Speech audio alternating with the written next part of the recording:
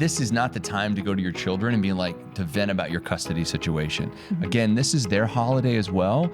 They want to enjoy it. They want to have a good time. They want to enjoy being with their families. Thank you for joining us for the Blended Kingdom Families podcast. This podcast is for blended families, the people who love them, and anyone who just wants to improve their marriage and family relationships. BKF exists to break the cycle of divorce, equip marriages, and unite blended families with the truth of God's Word. It is our hope that today you will receive biblical guidance and practical resources that will bring unity and peace to create your thriving, healthy home. Let's jump in.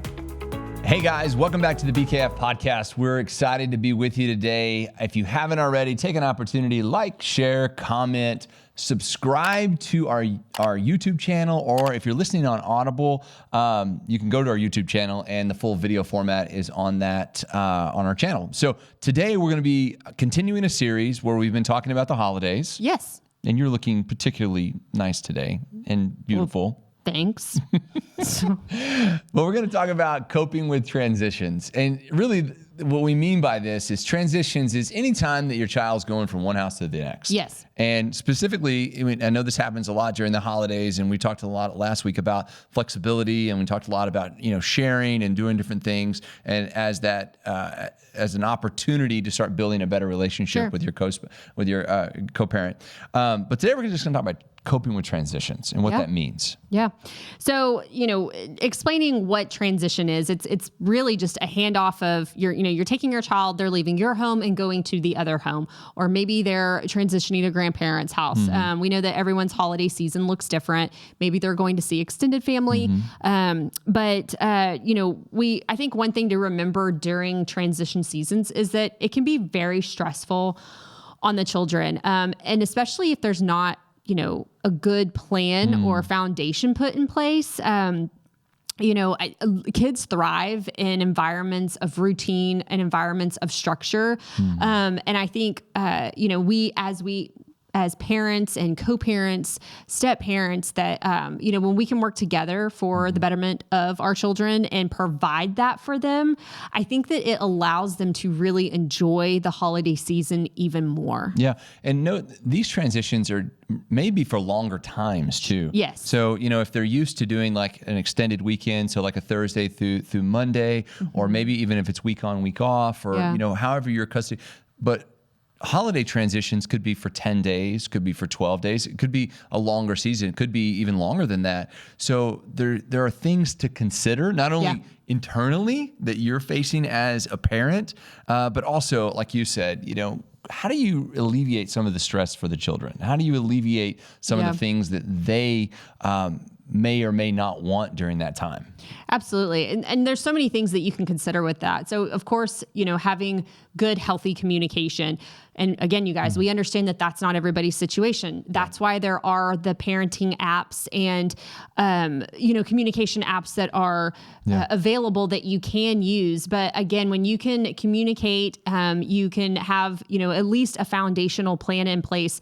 And I talk about this all the time, just being in prayer over your own heart and your children's heart as you're coming into these seasons. We also know that people are dealing with, maybe they've lost a family member. And so around the holidays, that can weigh really heavy on different family members. And so just keeping that in mind. And so when you can look ahead and pre-plan and have also, just have a prayer plan and, go into the holidays, with those ideas and thoughts, on your mind and heart. Again, it can lay out a path that can be very peaceful for everybody. Yeah.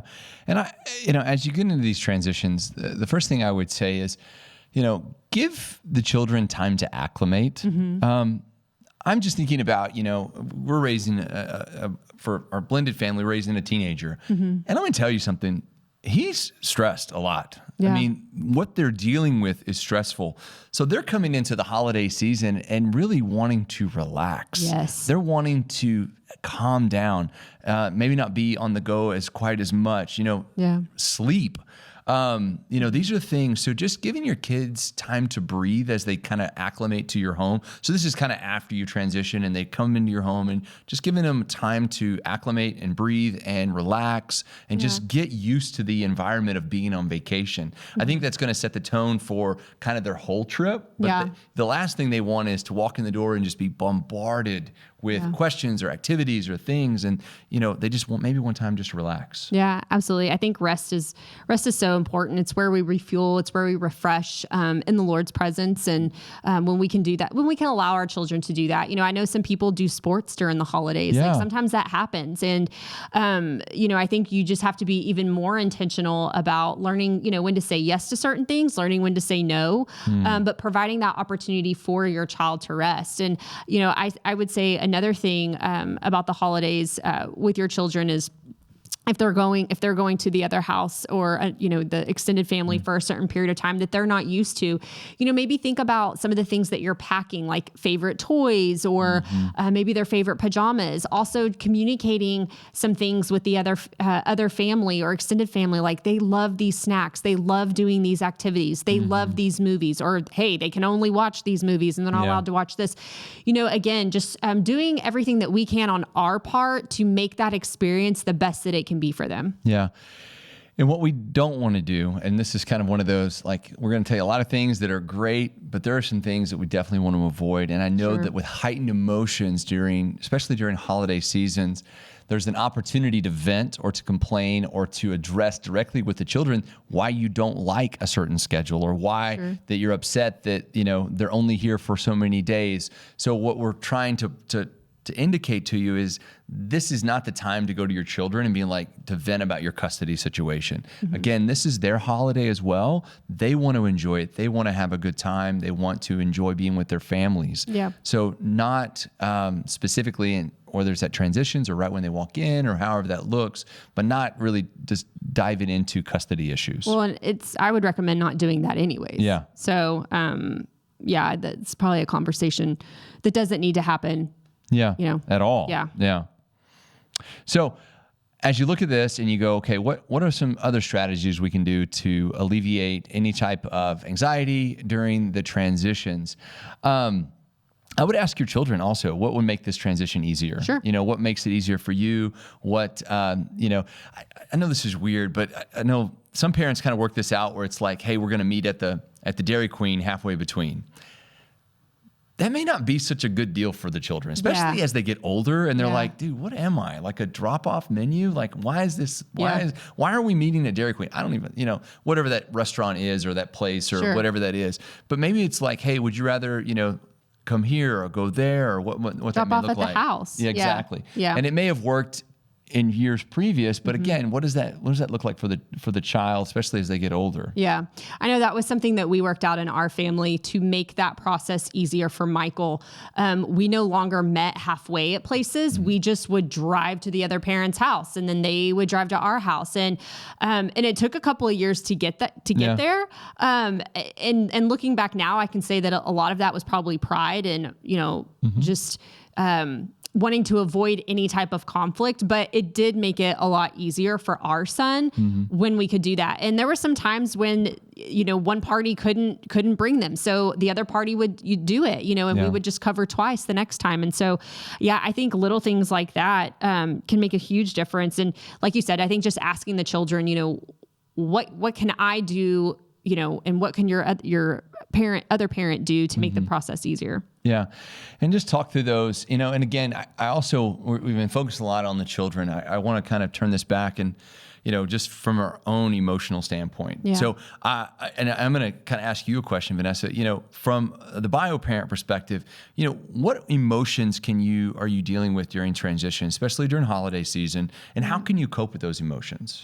Yeah, I think early on, when I was a single mom, so I think how I handle things and the way that I process things now, obviously have grown over the years, have matured in my faith. And so I think I handle it so much more better than I did when I was a single mom and just really naive. And I was just young in my faith and, I was extremely prideful.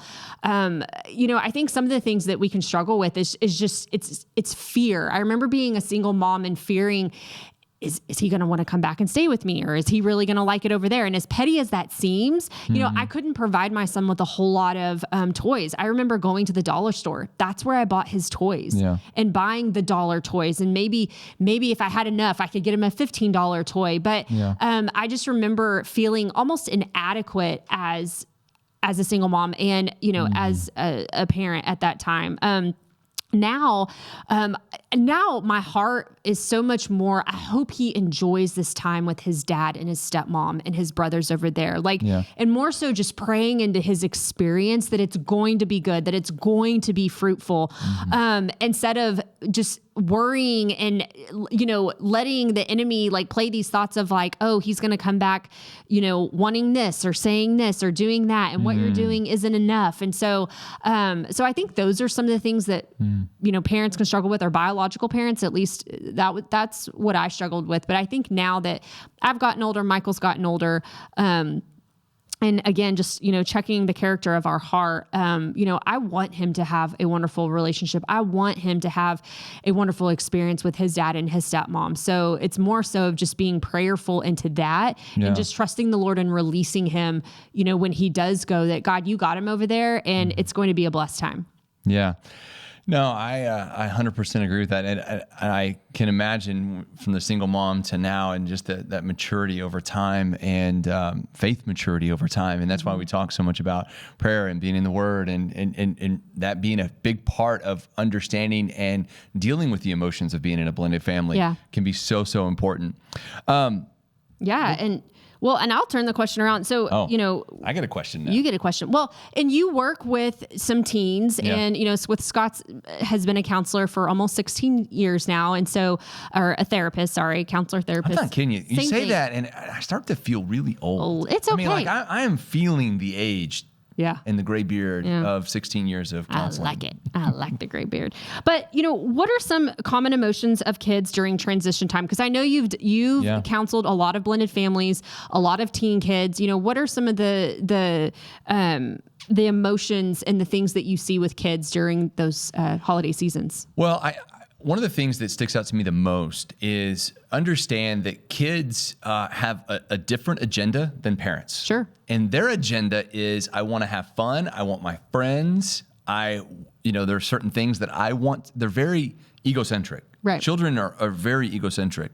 So there is a moment of frustration, of anger that they have to go.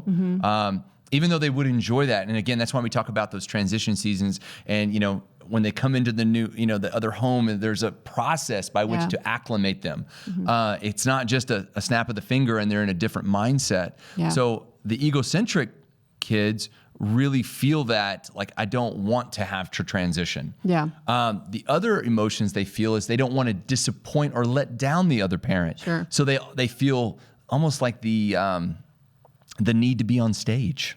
You know, it's like, I've got to perform, because when I walk in that house and they haven't seen me, I know they're excited to see me, but I may not be excited to be there at that it may not have anything to do with them, but I just may not be that excited. So now I have to turn it on so I don't disappoint them. And now there's that pressure. So there's a lot of emotions that are going on that, again, depending upon the age of your children and the makeup of your blended family. I mean, again, there's so many different variations of that, whether you have little kids, middle-aged kids, teenage kids, girls, boys, they're going from stepmom to stepdad. I mean, all those things play a role. And if I could encourage anybody who's listening to this that's going, how do I deal with that? I would ask them questions. Like, how are you feeling? You know, give them that opportunity to express emotion. Give them that opportunity to be like, you know what, I'm just tired, or maybe I'm hungry, or whatever that is.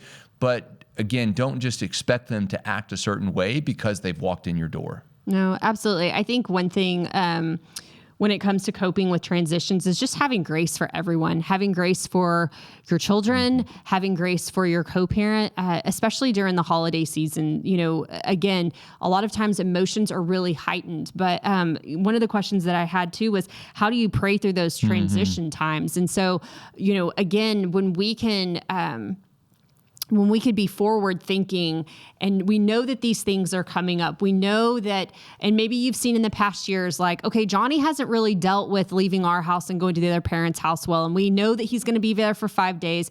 He may not want to go, really preparing him and his heart, like talking through it as a family, praying through it as a family, praying through it with your spouse. And if you're the parent that the child's going and they're super excited and you're like, but I'm going to miss you and I wish you here. Again, just spending some time with the Lord and being prayerful over that as it's leading up to those holiday seasons. That way that when that time does come, one, you've laid a foundation, and you can experience the Lord's peace, because in his presence, we experience his peace. We can hear from him. He gives us things that we need to hear, things that we need to receive. And so again, when we can be prayerful about that, and we can be in expectation of that, when that time comes, we can be ready. Right? Yeah. Like we can be ready. We can experience the peace. It's like, okay, Lord, we've been praying into it. This time is here and I'm just going to let you work. Like whatever happens, like I surrender it to you and this time is yours. Yeah. No, I think those, the power of that is tremendous when it comes to fighting off whether it's fear, anxiety, maybe it's depression during that time, so many things that come into play with transition. So next week, we're going to conclude our series on kind of the holidays. Yeah. So I hope that you've enjoyed this episode. Tune in next week and we'll complete it with extending the olive branch and talking more about building relationships with your other co-parents. Yes. You guys have a wonderful, wonderful day. Be blessed in all that you do. Hey guys, so glad you were here with us today, and I hope you enjoyed today's episode. And you can find more resources from Blended Kingdom Families at blendedkingdomfamilies.com. Join us again next time as we hang out with more amazing podcast guests. And remember, nothing will be impossible with God.